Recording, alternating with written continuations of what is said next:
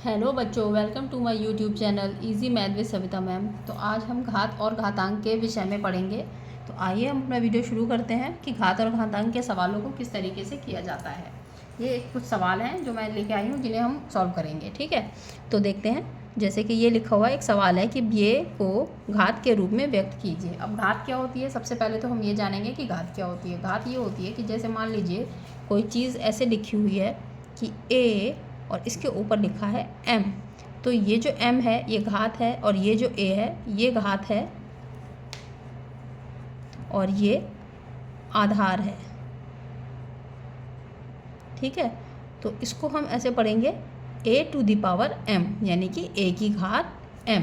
ठीक है, तो अब हम देखते हैं कि इन सवालों को कैसे करते हैं। इन सवालों को करने का ये तरीका होता है कि जैसे ये लिखा हुआ है कि 12 गुणा 12 गुणा 12 गुणा 12 गुणा 12 गुणा 12 को घात के रूप में व्यक्त कीजिए, यानी कि 12 के ऊपर हमें घात लानी है। तो कैसे करेंगे कि हम इनको गिनेंगे 1 2 3 4 5 और 6।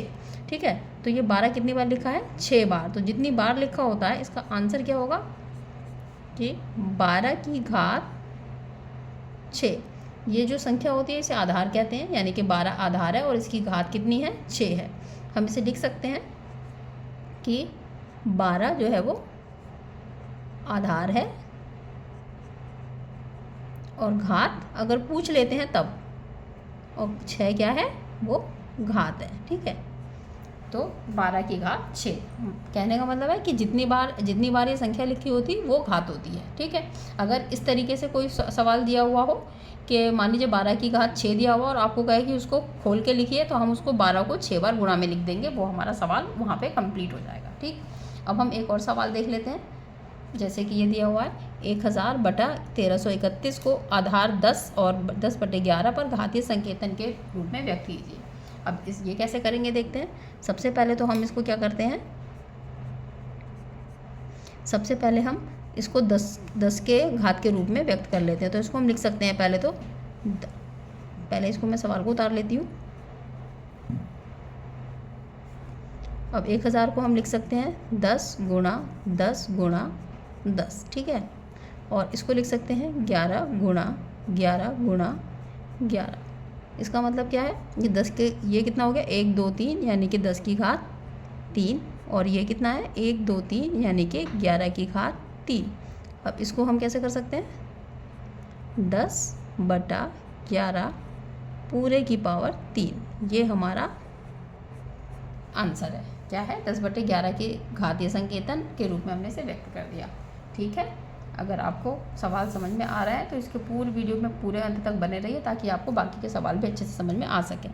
अब कुछ सवाल इस तरीके से होते हैं कि मान लीजिए जैसे ऐसे दिया होता है कि 3 की घात 4 गुणा 3 की घात 5 गुणा 3 की घात -9 का मान व्यक्त ज्ञात कीजिए। अब इसको कैसे हल करेंगे, इसको हल करने के लिए हम क्या करते हैं कि हमारे एक फॉर्मूला होता है बच्चों कि a की पावर m गुणा a की पावर n, यानी कि अगर आधार समान हो तो गुणा में घातें जुड़ जाती हैं। ठीक है, तो देखिए यहाँ पे आधार सबका समान है, 3 3 3, तो हम क्या करेंगे इनमें घातों को जोड़ देंगे, यानी कि 3 की घात 4 + 5 - 9। ठीक है, इस फॉर्मूले से ये हो गया। तो इसको क्या करेंगे हम, 3 की घात ये कितना हो गया, 9 - 9, 9 - 9 यानी कि 3 की घात 0। और हमने ये भी पढ़ा हुआ है, पीछे वीडियो में मैं बता चुकी हूँ कि a⁻0 का मान 1 होता है, यानी कि अगर आधार कुछ भी हो और उसकी पावर 0 हो तो उसका मान होता है 1। तो ये आ गया 1, इसका आंसर आ गया 1। ठीक है, फिर एक और सवाल देख लेते हैं। ये सवाल दिया हुआ है, इसको सरल करना है। इसको सरल करने के लिए हम क्या करते हैं कि 2/3 की पावर 2, 2/9 की 4/9 की पावर 2 गुणा 2/3 की पावर -4। तो ठीक है, तो हम क्या करते हैं, हम देखते हैं कि इसको भी अभी हम पावर के रूप में इसको अलग कर सकते हैं। इसको पहले हम इसको लिख लेते हैं 2/3 का स्क्वायर, है ना, इसको बोलते हैं स्क्वायर, गुणा इसको हम क्या लिख सकते हैं, देखिए 2/3 का स्क्वायर और इस पूरे की पावर है और 2, ठीक है। ये हो गया 2/2, 2/3 का स्क्वायर, ये 2 का स्क्वायर है, ये 3 का स्क्वायर है, ये अंदर की तरफ लिख दिया और इसके पूरे के ऊपर भी स्क्वायर है तो हमने वो कर दिया अभी। फिर ये आ गया 2/3 की पावर -4, ठीक है। तो अब हम क्या करेंगे, ये तो 2/3 का स्क्वायर है ही, अभी हम इसको सॉल्व नहीं कर रहे हैं, अभी करेंगे। और ये हो गया, ये क्या हो गया, गुणा हो जाती है। आपने देखा होगा ये कि अगर a की पावर m है और ये n है तो यहाँ पे हो जाता है a की पावर mn, ठीक है। तो ये हो गया, यानी कि ये दोनों की गुणा हो जाएगी। तो ये हो गया आपका 2/3 का 2 दूनी 4 गुणा 2 की पावर 3 -4, ठीक है। अभी मैंने कुछ नहीं किया है, अभी बस इसको लिखा ही है। अब हम हल करेंगे अपने हिसाब से। क्या कहा मैंने कि अगर जो है यहाँ पे देखिए a की पावर m है गुणा a की पावर n है तो आधार वही रहता है और घातें जुड़ जाती हैं। तो देखिए आधार सबका सेम है, तो मैं यहाँ पे लिखूँगी 2/3 और घातें जुड़ जाएंगी तो 2 + 4 - 4, ठीक। तो इस वाले 4 से ये वाला 4, ये प्लस का है ये माइनस का है तो कैंसिल हो गया। तो यहाँ पे आ गया आपका 2/3 का स्क्वायर, जिसको मैं चाहूँ तो ऐसे भी लिख सकती हूँ 2 × 2/3 × 3 यानी कि 4/9, ये इसका आंसर है, ठीक है। आशा करती हूँ कि आपको सवाल समझ में आ रहे होंगे। एक और सवाल देख लेते हैं, लिखा है सवाल नंबर 5 के 3/4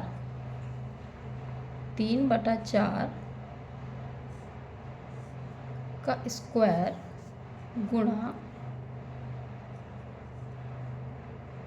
3/4 की पावर 10, यहाँ डिवाइड है, और 3/4 की पावर 8 और ये ब्रैकेट हो गया बंद, का मान ज्ञात कीजिए, ठीक है। तो अब हमें इसे हल करना है, तो इसके लिए हम क्या करते हैं, देखते हैं कि अगर इसको देखिए ये सब आधार सबके सेम है तो सबसे पहले हम इस वाले को सवाल को हल, इधर इस वाले ब्रैकेट को हल कर लेते हैं। तो 3/4 की पावर 2, ठीक। फिर हमने क्या किया, यहाँ गुणा का निशान लगाया, ये भाग है तो हमारा एक फॉर्मूला ये होता है इस घातों में ही कि a की पावर m है डिवाइड a की पावर n, तो बराबर हो जाता है a की पावर m और -n। यानी कि अगर सेम आधार पर भाग हो रहा हो तो उसमें क्या होता है, आधार वही रहता है और घातें जो होती हैं उसमें माइनस हो जाता है, ठीक है। तो देखिएगा ये यहाँ पे डिवाइड हो रहा है, आधार सेम है, तो हम क्या करेंगे यहाँ पे 3/4 यहाँ पे और घातें घटेंगी, यानी m - n यानी कि 10 - 8, ठीक। तो 3/4 का स्क्वायर, ये तो ऐसे ही रहा अभी, और ये फिर यहाँ पे क्या कर दिया हमने, इसमें से ये घटा देंगे तो 3/4 का स्क्वायर।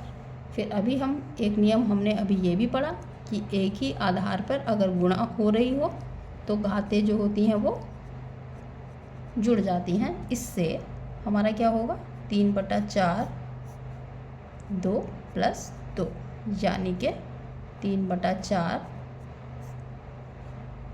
की पावर 4, इसका आंसर ये भी है। और चाहें तो आप इसको ओपन करके यानी कि 3 × 3 × 3 × 3 घात 4 है तो इसलिए 4 बार लिखेंगे, गुणा 4 × 4 × 4 × 4, इसे भी 4 बार लिखेंगे। अब इसको गुणा कर लेंगे, 3 × 3 = 9, 9 × 3 = 27, 27 × 3 = 81, ठीक है। इसी प्रकार से जब इसे करेंगे तो 4 × 4 = 16, 4 × 64 = 256, तो इसका आंसर ये आ गया। तो कैसी लगी आपको मेरी वीडियो, ये मुझको कमेंट करके ज़रूर बताइएगा। और वीडियो को अंत तक देखने के लिए आपका बहुत बहुत धन्यवाद। अगर आपको मेरी वीडियो पसंद आती है तो मेरे चैनल को सब्सक्राइब ज़रूर कीजिए। धन्यवाद।